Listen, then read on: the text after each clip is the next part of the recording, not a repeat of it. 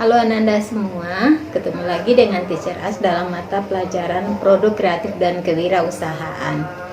Untuk kali ini kita membahas materi kelanjutan tentang dokumen administrasi usaha, di mana hari ini kita membahas materi tentang kegiatan-kegiatan administrasi usaha.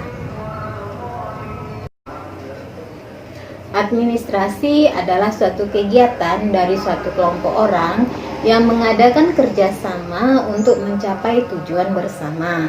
Nah, saat ini kegiatan administrasi digunakan dalam berbagai sektor, baik itu sektor informal maupun sektor non-formal. Nah, adapun jenis dan tugas dari kegiatan administrasi tersebut itu dapat kita bagi sebagai berikut. Yang pertama kita sebut dengan administrasi toko. Nah, seseorang yang bekerja sebagai seorang administrasi toko ini mempunyai tugas antara lain menginput data, menerima dan membuat laporan rutin tentang persediaan toko dan berapa jumlah penjualan. Yang kedua kita sebut dengan administrasi sosial media. Nah, seseorang yang bekerja sebagai administrasi sosial media ini mempunyai tugas mengatur dan mengelola akun sosial media milik perusahaan agar mampu memperoleh citra merek yang baik bagi para konsumennya. Dan yang ketiga kita sebut dengan administrasi produksi.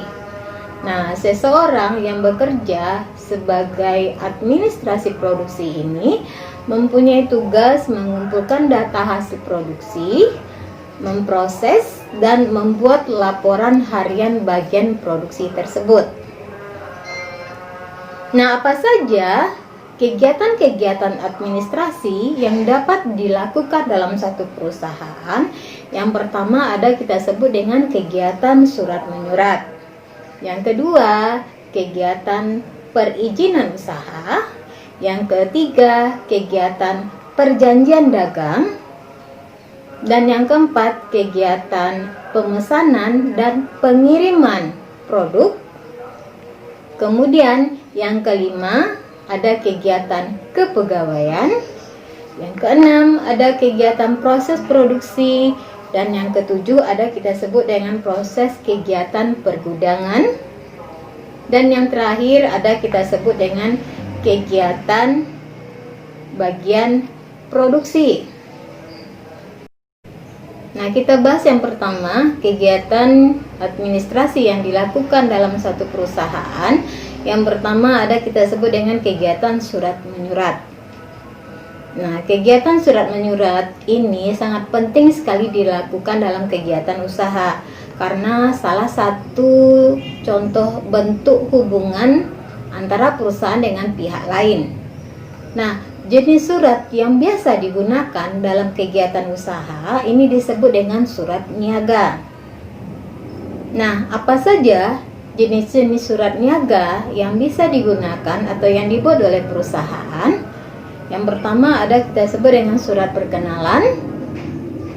Nah, yang dikatakan dengan surat perkenalan ini adalah surat yang dibuat oleh penjual dikirimkan kepada calon pembeli yang berisi tentang perusahaan agar diketahui oleh pembeli.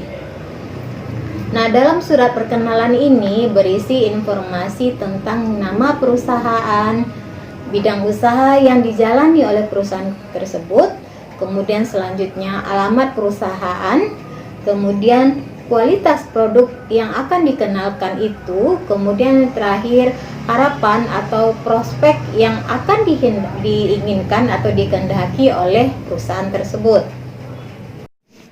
Adapun syarat membuat surat perkenalan usaha adalah yang pertama, gunakan bahasa yang sopan, hormat dan singkat. Yang kedua, kenalkan nama perusahaan, alamat dan bidang usaha. Yang ketiga, kenalkan manfaat barang. Kemudian yang keempat, yakinkan konsumen bahwa barang yang kita kenalkan mempunyai kualitas yang baik. Nah, surat niaga yang kedua ada kita sebut dengan surat permintaan penawaran.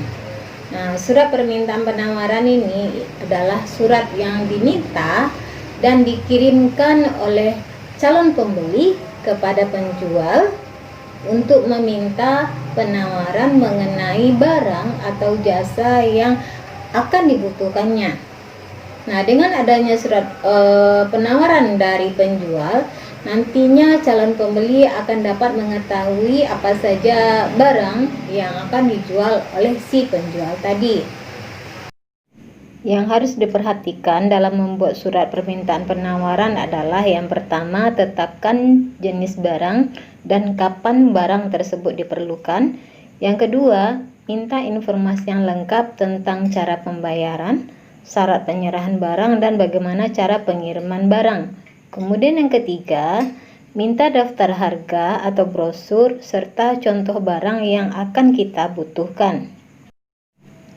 Yang ketiga ada kita sebut dengan surat penawaran. Nah, surat penawaran merupakan surat yang dibuat dan dikirimkan oleh penjual kepada calon pembeli untuk menawarkan barang atau jasa.